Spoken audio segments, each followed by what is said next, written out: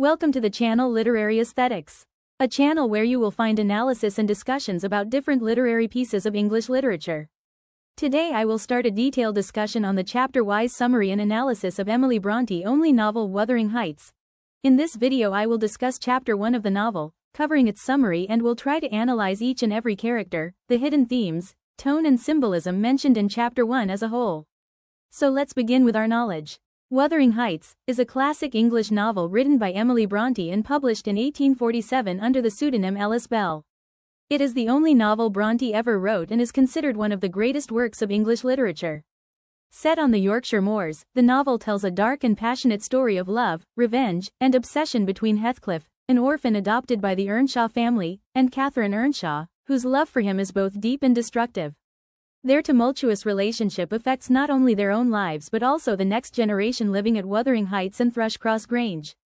Through its complex narrative structure, Gothic atmosphere, and psychological depth, the novel explores themes of love and hate, social class, revenge, nature versus civilization, and the destructive power of passion. Chapter 1 Summary. The novel opens in 1801, with Mr. Lockwood, the new tenant of Thrushcross Grange, visiting his landlord Mr. Heathcliff, who lives at Wuthering Heights, a remote farmhouse on the Yorkshire moors. As Lockwood rides through the bleak, stormy landscape to Wuthering Heights, the setting immediately conveys a sense of isolation and wildness. The word, wuthering, itself means stormy or blustery, setting the tone for the novel's atmosphere. When Lockwood arrives, he is greeted by Heathcliff, a dark, mysterious, and reserved man. Heathcliff's manner is cold and suspicious, yet there's a trace of refinement in his speech that surprises Lockwood. The two exchange polite conversation, though both seem uncomfortable with social interaction. Lockwood observes the strange environment of the house, its strong, rustic construction, grotesque carvings, and fierce guard dogs.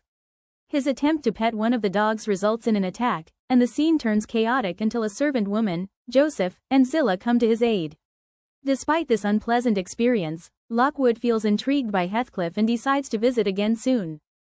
Chapter 1 Analysis 1. Introduction of the narrative frame. This chapter establishes the frame narrative structure of Wuthering Heights. The story begins from the perspective of Lockwood, an outsider, who will later learn about the history of Heathcliff and the Earnshaws through Nellie Dean's narration. Lockwood serves as the lens through which the reader first encounters the mysterious world of Wuthering Heights. 2. Setting as symbolism. The setting of Wuthering Heights is more than a backdrop. It symbolizes the wild, untamed, and passionate nature of the characters who inhabit it. The house stands exposed to harsh winds and storms, reflecting emotional turbulence and isolation. The gloomy atmosphere foreshadows the novel's dark themes, revenge, passion, and suffering. The contrast between Wuthering Heights and Thrushcross Grange, which will appear later, also begins here. One is wild and rough, the other is calm and civilized. 3. Character of Mr. Lockwood. Lockwood is depicted as a refined yet socially awkward gentleman. He describes himself as someone who avoids emotional involvement but seems fascinated by Heathcliff's reserve. His tone reveals a mixture of curiosity, irony, and naivety, qualities that make him an unreliable narrator at times. His misunderstanding of the people and setting foreshadows how easily outsiders misread the world of Wuthering Heights. 4. Character of Heathcliff. Heathcliff is introduced as a dark, brooding, and enigmatic figure, neither a typical gentleman nor a common laborer. Lockwood's first impression is both admiration and discomfort, a capital fellow. Mr. Heathcliff forms a singular contrast to his abode and style of living. This duality, refinement mixed with savagery, defines Heathcliff's complex nature throughout the novel. His coldness toward Lockwood and his suspicious behavior hint at a past filled with suffering and resentment. 5. Tone and atmosphere. From the first page, Brontë establishes an atmosphere of Gothic mystery. The bleak moorland, the snarling dogs, the forbidding house, all evoke feelings of dread and fascination. There's a sense that the place itself holds secrets and that Heathcliff is tied to them. The reader feels both intrigued and uneasy, mirroring Lockwood's experience.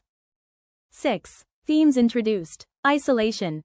Both Heathcliff and Lockwood prefer solitude, though for different reasons. The setting reinforces emotional and physical isolation. Nature versus civilization. The rugged wilderness of Wuthering Heights stands against Lockwood's urban sensibilities. Class and outsidership. Lockwood is an outsider to this world, just as Heathcliff was once an outsider within it. Mystery and foreshadowing. The gloomy setting, strange behavior, and violent dogs hint that something dark lies beneath the surface of this world. Conclusion. Chapter 1 of Wuthering Heights effectively sets the tone for the entire novel. Through Lockwood's visit, Brontë introduces the reader to a mysterious and almost supernatural atmosphere, a wild setting that mirrors the emotional extremes of its inhabitants. It invites curiosity about Heathcliff's character and the strange, storm-beaten house that bears witness to a haunting past. Thank you for joining me in today's literary discussion. Stay tuned for the summary and analysis of Chapter 2.